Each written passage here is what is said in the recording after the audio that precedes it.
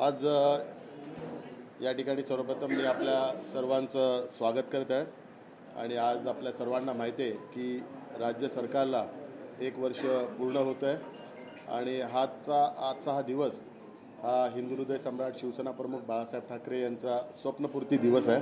कारण हिंदू हृदय सम्राट शिवसेना प्रमुख बाळासाहेब ठाकरे यांनी स्वप्न बघितलं होतं आणि नेहमीच त्याचा ते विचार करत होते की महाराष्ट्र राज्याचं नेतृत्व मुख्यमंत्री पद हे एखाद्या सामान्य निष्ठावंत आणि कडवट शिवसैनिकाला मिळायला पाहिजे, ही त्यांची इच्छा होती आणि त्यांची ती इच्छा महाराष्ट्र राज्याचे मुख्यमंत्री आदरणीय एकनाथ शिंदे साहेब यांनी ती पूर्ण केली आणि भारतीय जनता पार्टीने ही इच्छा पूर्ण करण्याकरता सहकार्य केलं।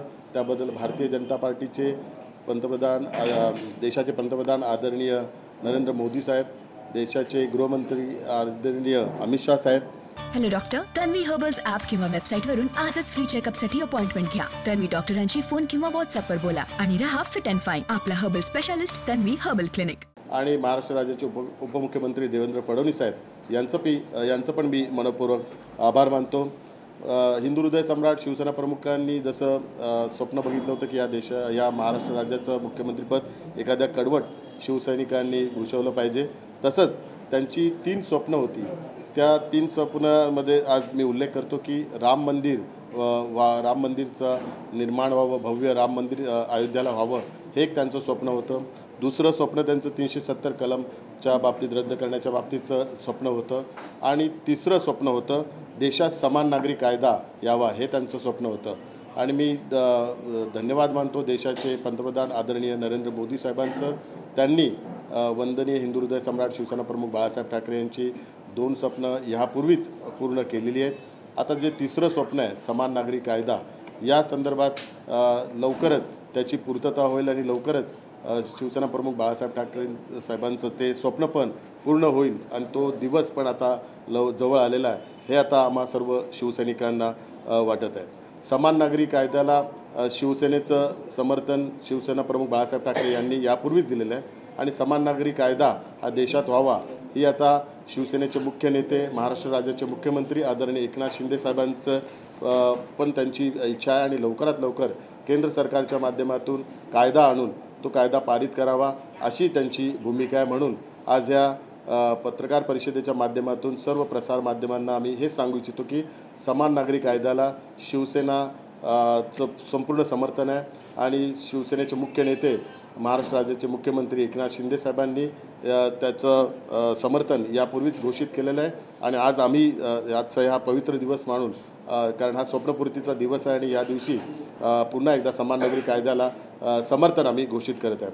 आपल्या सर्वांना माहीत असेल समान नागरी कायद्याच्या पार्श्वभूमीच्या बाबतीत परमपूज्य डॉक्टर बाबासाहेब आंबेडकरांनी संविधान सभेत वारंवार समान नागरी कायद्याला समर्थन दिलेलं आणि त्या संदर्भात भरपूर चर्चाही झाली आहे, परंतु दुर्दैवाने काँग्रेसने त्यावेळी त्याला विरोध केला आणि हिंदू कोड बिलच्या माध्यमातून हिंदू कोड बिल आणून समान नागरी कायदा अंमलात कसा येणार नाही त्या दृष्टिकोनातून काँग्रेसने त्यावेळी एक कूटनीती वापरली आणि 75 वर्ष होऊन सुद्धा समान नागरी कायद्याची अंमलबजावणी झाली नाही। आपल्या सर्वांना माहिती आहे की सुप्रीम कोर्टमध्ये 2015 असेल 2022ला सुप्रीम कोर्टने पण केंद्र सरकारला निर्देश दिले की संपूर्ण देशामध्ये समान नागरी कायदा होण्याच्या संदर्भात पार्लमेंटने संसदेने त्याचा विचार करायला पाहिजे आणि केंद्र सरकारने तसं ॲफिडेविट पण सुप्रीम कोर्टमध्ये सबमिट केलेलं आहे आणि त्यानुसार 22वे लॉ कमिशनची स्थापना झाली आणि समान नागरी कायद्याच्या अंमलबजावणीकरता जी प्रोसिजर आहे ती प्रोसिजर चालू झालेली आहे। त्यामुळे हा समान नागरी कायदा हा देशाच्या दृष्टिकोनातून, देशातल्या प्रत्येक नागरिकाच्या दृष्टिकोनातून आणि विशेष करून महिलांच्या दृष्टिकोनातून अत्यंत महत्त्वाचा आहे। म्हणून शिवसेना प्रमुख बाळासाहेब ठाकरेंनी नेहमीच समान नागरी कायद्याला समर्थन केलेलं आहे आणि आम्ही जसं आपल्याला माहिती आहे की शिवसेनेचे मुख्य नेते आदरणीय एकनाथ शिंदे साहेबांनी जो निर्णय घेतला, जो संकल्प केला की हिंदू हृदय सम्राट शिवसेना प्रमुख बाळासाहेब ठाकरे यांचे विचार पुढे न्यायचे, हिंदुत्वाचे विचार पुढे न्यायचे आणि त्या विचारांशीच बांधिलकी आणि बाळासाहेबांच्या विचारांशी बांधिलकी ठेवूनच एक देश एक कायदा या विचारांशी आम्ही सर्वजण वचनबद्ध आहोत आणि म्हणून या कायद्याला आम्ही येणाऱ्या जर संसदेत मांडला तर संपूर्णतः आम्ही त्याला समर्थन देणार आहे। मी आदरणीय मुख्यमंत्री एकनाथ शिंदे साहेब आणि उपमुख्यमंत्री देवेंद्र फडणवीस साहेब यांना पण विनंती करणार आहे की जे विधानसभेचं पावसाळी अधिवेशन आहे त्या पावसाळी अधिवेशनात आपण समान नागरी कायद्याच्या समर्थनार्थ एक ठराव मांडावा आणि तो ठराव सर्व पक्षांचा पाठिंबा घेऊन त्याचं मतदान करून तो ठराव केंद्र सरकारकडे पाठवावा जेणेकरून महाराष्ट्र राज्याची भूमिका, महाराष्ट्रातल्या विविध पक्षांची भूमिका समान नागरी कायद्याच्या संदर्भातली ती भूमिका स्पष्ट होईल. म्हणून येणाऱ्या पावसाळी अधिवेशनात हा समान नागरी कायद्याचा समर्थनार्थ हा पण ठराव मांडावा. आज या ठिकाणी शिवसेना प्रमुख बाळासाहेब ठाकरे यांच्या विचारांशी आम्ही एकनिष्ठ आहोत आणि ते विचार पुढे नेण्याकरता आम्ही कटिबद्ध आहोत आणि तो संकल्प मुख्यमंत्री एकनाथ शिंदे साहेबांनी घेतलेला आहे. आणि दुसरीकडे जे शिवसेना प्रमुखांशी रक्ताचं नातं बोलतात ते या कायद्याला विरोध करत आहेत आणि ह्या कायद्याच्या संदर्भातले गैरसमज हा हिंदू समाजामध्ये पण पसरवतात आणि मुस्लिम समाजामध्ये पण पसरवतात. कालच आपल्या सर्वांना माहिती आहे की ज्या शिवसेना भवनमध्ये मुस्लिम पर्सनल लॉ बोर्डचे पदाधिकारी माननीय उद्धव साहेबांना भेटायला गेले आणि हेच कारण उद्धव साहेबांना त्यांना भेटायची गरज हीच भासते की कारण उद्धव साहेब या कायद्याला विरोध करणार आहेत ही भूमिका पण आता मुस्लिमांच्या मनात निर्माण झालेली आहे. त्यामुळे आज त्यांचा जो खरा चेहरा आहे तो लोकांसमोर येत आहे आणि माननीय उद्धव साहेबांनी हा खऱ्या अर्थाने त्यांच्या मनात असं की हा हिंदूंना त्रास सहन करावा लागेल असं त्यांचं विधान होतं. परंतु हा हिंदूंना त्रास सहन करणारा नाही तर गांधी परिवाराला त्रास सहन करावा लागेल म्हणून माननीय उद्धव साहेब याला विरोध करत आहेत. आणि ज्या कायद्याच्या माध्यमातून आज आपल्याला सर्वांना माहिती आहे की बाबासाहेबांचं स्वप्न आपल्याला पूर्ण करायचं आहे तर बाळासाहेबांचं स्वप्न पूर्ण करायचा हा नेहमी उच्चार वारंवार उद्धव साहेब करत होते. परंतु त्याच विचारांशी फारकत घेऊन त्याच विचारांना एकनिष्ठ असलेला हा समान नागरी कायदा याला ते विरोध करत आहेत. आज आपण बघाल की महाविकास आघाडीतील काँग्रेस पक्ष आहे त्यांची पण भूमिका स्पष्ट आहे की ह्या कायद्याला ते विरोध करत आहेत. कालच त्यांची काँग्रेसने एक कमिटी फॉर्म केली आणि त्या कमिटीच्या माध्यमातून या कायद्याला विरोध कसा होईल या कायद्याचा दुष्परिणाम कसे होतील याचा विचार करण्याकरता कमिटी फॉर्म केलेली आहे. आणि त्यात विशेष करून हुसेन दलवाई यांचं वक्तव्य जर आपण पाहाल तर ते वक्तव्य अत्यंत घातक असं वक्तव्य आहे की देशात हिंदू मुस्लिम असा भेदभाव होईल आणि ह्या कायद्याच्या माध्यमातून मुसलमानांचं खूप नुकसान होईल हे त्यांनी वक्तव्य केलं. हे अत्यंत दुर्दैवी आहे. या कायद्याचा अजूनपर्यंत कोणी व्यवस्थित अभ्यास केला नाही आहे. सर्वांनी खऱ्या अर्थाने हा कायदा जाणून घ्यायला पाहिजे, ह्या कायद्याचा अभ्यास केला पाहिजे आणि देशात समान नागरी कायदा देशातल्या प्रत्येक भारतीय नागरिकाला कसा उपयुक्त आहे याची संपूर्ण माहिती घेतली पाहिजे. आणि हुसेन दलवाई यांनी हे वक्तव्य केलं अत्यंत दुर्दैवी आहे. खऱ्या अर्थाने हा कायदा मुस्लिम महिलांकरता अत्यंत उपयुक्त ठरणार आहे आणि कारण आपल्या सर्वांना माहिती आहे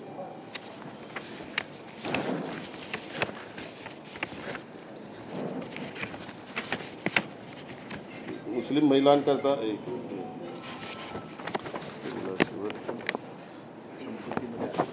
मुस्लिम महिलांना विशेष अधिकार या कायद्याच्या माध्यमातून सर्व मिळणार आहेत. मुस्लिम वैयक्तिक कायद्यात महिलांबाबत भेदभाव करणारी अनेक कलमे आहेत ज्यामुळे अन्य धर्मात असणारे महिलांचे अधिकार या महिलांना मिळत नाहीत. तिहेरी तलाक, कोडगी, हलाला आणि बहुपत्नीत्व यासारखे प्रश्न मुस्लिम महिलांना भेडसावत आहेत. त्यामुळे विशेषतः मुस्लिम महिलांसाठी समान नागरी कायदा हे वरदान ठरेल. यामुळे वैयक्तिक कायद्यांतर्गत लिंग समानता येईल आणि लग्न, घटस्फोट, वारसा, पालकत्व तसे अन्य वैयक्तिक प्रश्नांबाबत त्यांना अधिकार देईल. त्यामुळे मुस्लिम महिलांकरता हा कायदा अत्यंत महत्त्वाचा आहे आणि त्यांना एक सन्मान देणारा, त्यांना एक सुरक्षित करणारा हा कायदा आहे. आपल्या सर्वांना माहिती आहे की आपल्या देशाचे राष्ट्रपती अब्दुल कलाम यांनी पण या कायद्याला समर्थन केलेलं आहे. 2003ला त्यांनी समान नागरी कायद्याच्या संदर्भात वक्तव्य केलेलं आहे की हा कायदा देशात यायला पाहिजे. देशातल्या प्रत्येक नागरिकाला या कायद्याच्या माध्यमातून एक समानता मिळेल, एक संरक्षण मिळेल. म्हणून आमचं ह्या कायद्याला संपूर्ण समर्थन आहे आणि लवकरच संसदेचं पण पावसाळी अधिवेशन आहे. त्या संसदेच्या पावसाळी अधिवेशनात आम्ही माननीय पंतप्रधान नरेंद्र मोदी साहेबांना, माननीय गृहमंत्री अमित शाह साहेबांना विनंती करणार आहे की ह्या पावसाळी अधिवेशनातच हा कायदा आणावा आणि त्याची संसदेत चर्चा व्हावी. कारण गेली 75 वर्ष या कायद्याच्या संदर्भात संसदेत कुठलीही चर्चा झाली नाही. संविधान सभेत चर्चा झाल्यानंतर या कायद्याच्या संदर्भात कुठेही जाहीररित्या अशी प्लॅटफॉर्मवर चर्चा झाली नाही, तर त्याची चर्चा येणाऱ्या पावसाळी अधिवेशनात व्हावी आणि हा कायदा पारित व्हावा आणि देशातल्या प्रत्येक नागरिकाला न्याय द्यावा ही आम्ही माननीय पंतप्रधानांना विनंती करणार आहोत. आणि मी सर्व राजकीय पक्षांना हीच विनंती करतो की या कायद्याला धार्मिक रंग देऊ नये.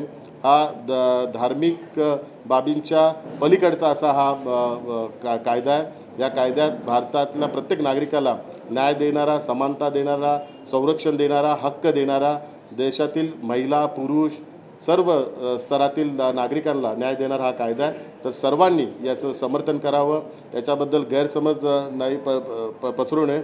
आणि विशेष करून आदरणीय उद्धव साहेबांना पण आम्ही सांगू इच्छितो की जी बाळासाहेबांची भूमिका आहे त्या बाळासाहेबांच्या भूमिकेला आपण पण समर्थन दिलं पाहिजे. आपण समाजामध्ये दुही निर्माण करायला नाही पाहिजे, आपण हिंदूंमध्ये पण गैरसमज निर्माण करायला नाही पाहिजे. आणि हा कायदा हा कुठलाही धर्माच्या दृष्टिकोनातून, समाजाच्या दृष्टिकोनातून नाही, या समाजातल्या प्रत्येक नागरिकाच्या दृष्टिकोनातून महत्त्वपूर्ण असा कायदा आहे. धन्यवाद.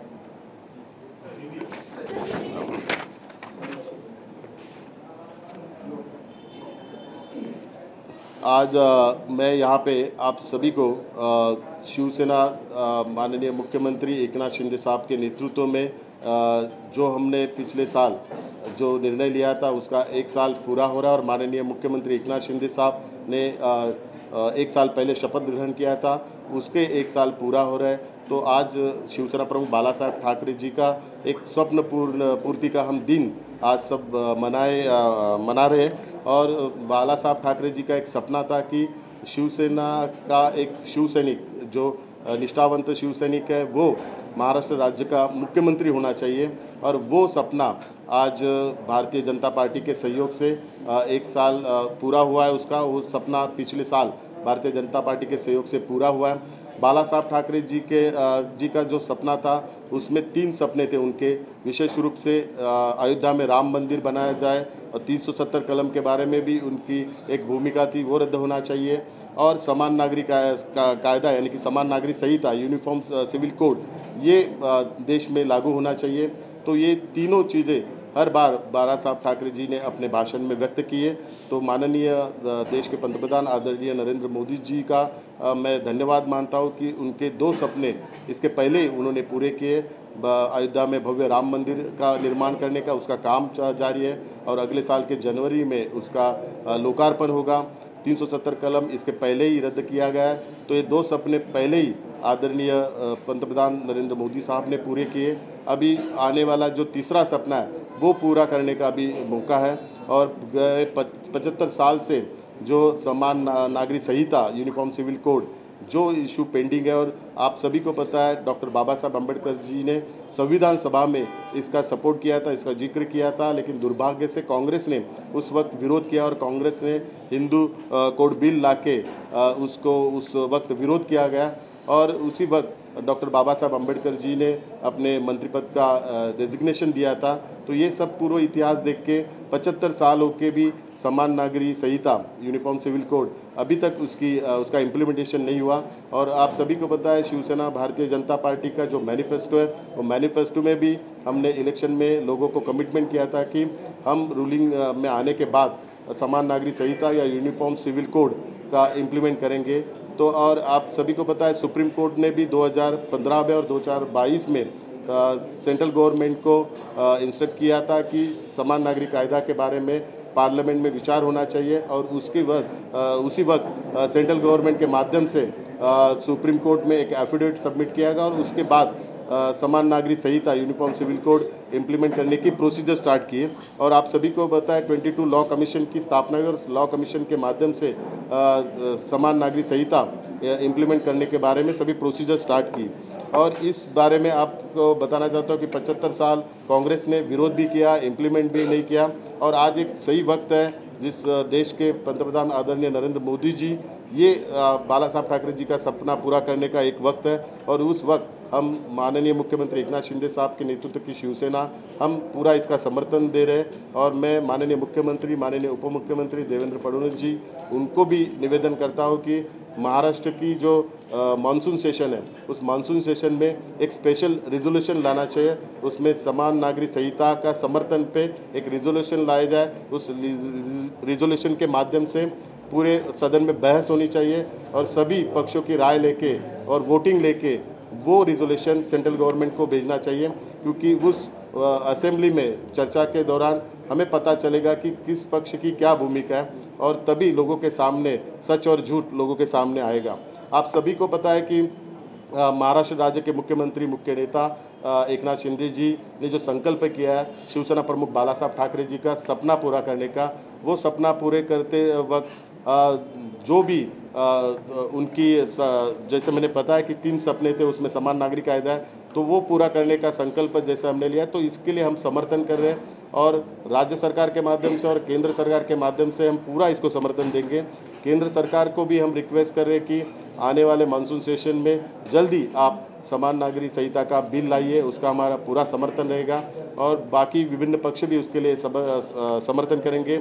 समान नागरिक संहिता के बारे में उद्धव साहब की जो भूमिका है वो अभी लोगों के सामने आ रही है। उद्धव साहब इस संहिता के माध्यम से, कानून के माध्यम से गलतफहमी फैला रहे, हिंदुओं को इसमें नुकसान होगा ये भी वक्तव्य कर रहे हैं। ये दुर्भाग्यपूर्वक है, क्योंकि समान नागरिक कायदा ये बाला साहब ठाकरे जी का सपना है और वो सपना पूरा करने का हर बार वो कहते हैं कि हम बाला साहब ठाकरे जी मेरे पिता है और मेरे पिता कि इन लोग ने चोरी की है, लेकिन पिता की चोरी, लेकिन पिता के विचारों को पूरा लेने का काम, आगे लेने का काम उन्होंने करना चाहिए, लेकिन पिताजी के विचारों को ही आज वो विरोध कर रहे हैं। ये दुर्भाग्यपूर्वक है और महाराष्ट्र की जनता ये सब देख रही है पूरा। कल 2-3 दिन पहले आपने देखा कि मुस्लिम पर्सनल लॉ बोर्ड के पदाधिकारी वो भी शिवसेना भवन में उद्धव साहब को मिलने को गए, तो इसमें भी ये स्पष्ट हो रहा है कि मुस्लिम पर्सनल लॉ बोर्ड और मुस्लिम लोगों को भी पता चल रहा है कि उद्धव साहब इसको विरोध करने वाले हैं। तो बल्कि ये लॉ, ये जो कानून आने वाला है, ये किसी धर्म के खिलाफ नहीं है। ये देश में हर एक हमारे नागरिक है, उनको सम्मान, उनको सुरक्षा देने वाला ये कानून है, तो इसका सभी ने समर्थन करना चाहिए। आप सभी को पता है देश के राष्ट्रपति अब्दुल कलाम साहब, उन्होंने भी इसका समर्थन किया था। उन्होंने भी कहा था कि देश में समान नागरिक संहिता इम्प्लीमेंट होनी चाहिए। तो कांग्रेस की भूमिका हो, राष्ट्रवादी की भूमिका हो, महाविकास आघाड़ी के सभी सदस्यों की इसको विरोध करने की भूमिका है। महाराष्ट्र प्रदेश कांग्रेस कमेटी ने तो इसके विरोध में एक कमेटी फॉर्म की है और वो कमेटी इसका विरोध कैसा किया जाए इसके बारे में पूरा विचार करेगी। उसमें हुसैन दलवाई जी का आप वक्तव्य सुनेंगे तो वो भी पूरे विरोध का और समाज में डिस्ट्रीब्यूशन ये करने का उनका वक्तव्य है, हिंदू मुस्लिम में भेदभाव करने का उनका वक्तव्य है, मुस्लिमों को इसमें इस कानून के माध्यम से तकलीफ होगी ये भी उन्होंने कहा। ये भी गलत बात है। इस कानून के माध्यम से, समान नागरिक संहिता के माध्यम से मुस्लिम महिलाओं को बहुत ही बड़ा संरक्षण मिलेगा। मुस्लिम लॉ में जितने भी प्रॉब्लम्स है जो महिलाओं को फेस करने पड़ते हैं उसमें उनको संरक्षण मिलेगा, लीगल उनको सपोर्ट मिलेगा।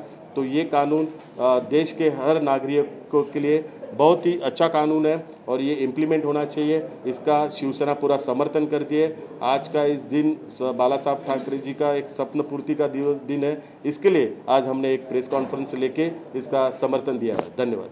शरद पवार कह रहे हैं कि कमीशन ने कई सारे प्रस्ताव मंगाए, अभिप्राय मंगाया है, तो केंद्र सरकार उसे जनता के सामने रखे। सिख हो, जैन हो, क्रिश्चियन हो, इन कम्युनिटीज में भी कई तरह के संभ्रम है, इसे दूर करना जरूरी है। निश्चित रूप से कोई संभ्रम रहेगा तो केंद्र सरकार के माध्यम से दूर करना चाहिए, ये भी हमारी भूमिका है, लेकिन इसको विरोध करना वो गलत है। तो सभी पक्षों ने इसका स्वागत करना चाहिए। जिनके सुझाव रहेंगे, जिनके सजेशन रहेंगे, वो केंद्र सरकार निश्चित रूप से केंद्र सरकार वो सुनेगी और वो इम्प्लीमेंट करेगी और सभी धर्म का सम्मान रखते हुए ये कानून इम्प्लीमेंट होएगा, ये हमें पूरा विश्वास है। सभी धर्मों को न्याय मिलेगा और सभी भारतीय नागरिकों को न्याय मिलेगा और सभी महिलाओं को भी न्याय मिलेगा। चाहे कांग्रेस हो, चाहे एनसीपी हो, काफी ऐसे विपक्ष विपक्षी दल हैं जो अभी ऑनवर्ड नहीं है, जिनका अलग अलग ओपिनियन है इसके बारे में। क्या आपको लगता है कि इसकी वजह से देश में इसके बारे में कंसेंसस होने में प्रॉब्लम आएगा?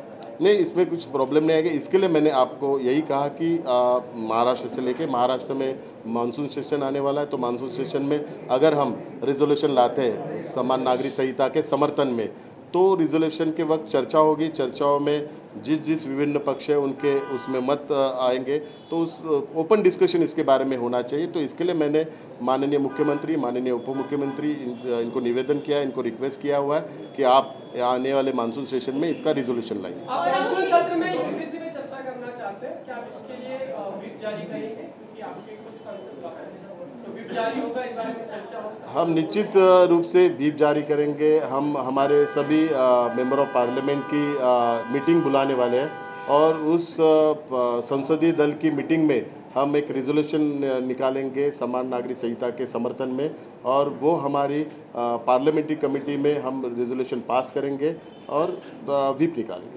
कब होगी बैठक? की तरफ से लगातार कहा जा रहा है, पहले उसके सारे नॉर्म्स बताएं कि किस आधार पर कौन कौन से नियम के आधार पर लागू किया जाएगा, उसके बाद समर्थन देने पर विचार करेंगे, जबकि बाला साहब लगातार यूसीसी को समर्थन करते हैं। निश्चित रूप से जब भी बाला साहब थे तभी उन्होंने ये प्रश्न उनको पूछते थे, तो ये घर में उनको जवाब मिलता था।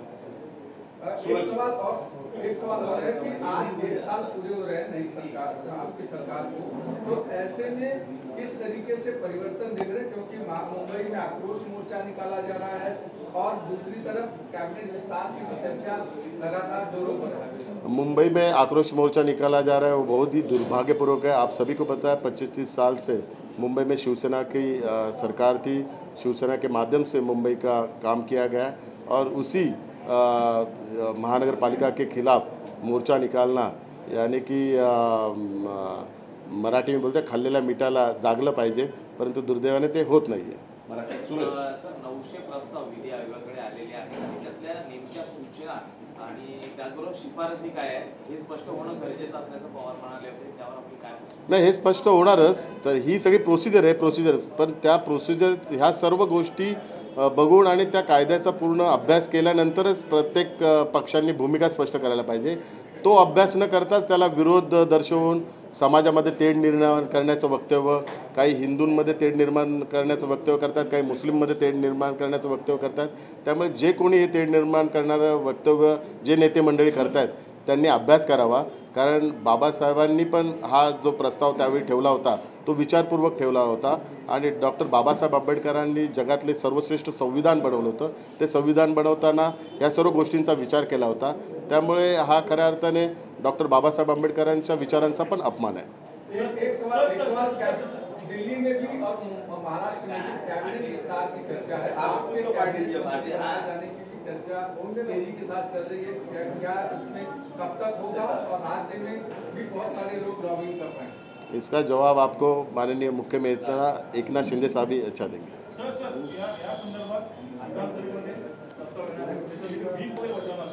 निश्चित स्वरूपात, कारण हा देशाच्या दृष्टिकोनातून, महाराष्ट्राच्या दृष्टिकोनातून, देशातल्या प्रत्येक नागरिकाच्या दृष्टिकोनातून अत्यंत महत्त्वपूर्ण असा ठराव असेल, त्यामुळे व्हीप हा साहजिकच असणार आणि प्रत्येक आमदाराची पण जबाबदारी आहे की या संदर्भात त्याची भूमिका स्पष्ट करायची आहे। त्यामुळे व्हीप लागू पडू नये आणि प्रत्येक आमदाराने जबाबदारीने या ठरावाला मतदान करावं अशी परिस्थिती निर्माण व्हावी अशी मी विनंती करतो। शिवसेनेसाहेब, पुन्हा एकीकडे मोर्चा होणार आहे तर दुसरीकडे आपण ठाकरेंना सरकार देण्याच्या तयारीत आहात। आदित्य ठाकरेंचे निकटवर्तीय राहुल हे आपल्या पक्षाच्या शक्ती प्रदर्शन करत पक्ष प्रवेश करणार आहे, काय अधिकची माहिती आहे? कसा पक्ष प्रवेश असेल, अजून किती लोक येणार आहेत? त्यांना आदित्यच्या कोर कमिटीतले एक मेंबर आपल्या शेजारी होते, आणखी ते लक्ष देणार का? ज्यावेळी प्रवेश होईल त्यावेळी तुम्हाला सगळी परिस्थिती कळेल। चालणार ना, साहजिकच ही प्रोसेस आहे, हा प्रवाह आहे।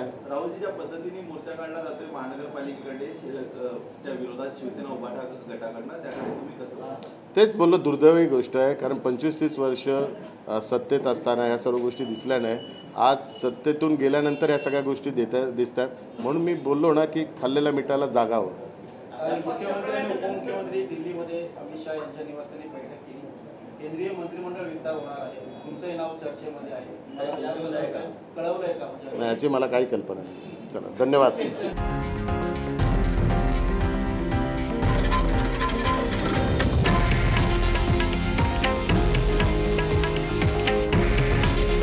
हे आहे देशातील नंबर 1 न्यूज नेटवर्क आणि आपण पाहत आहात TV9 मराठी. काळजी तुमची, हित महाराष्ट्राचं.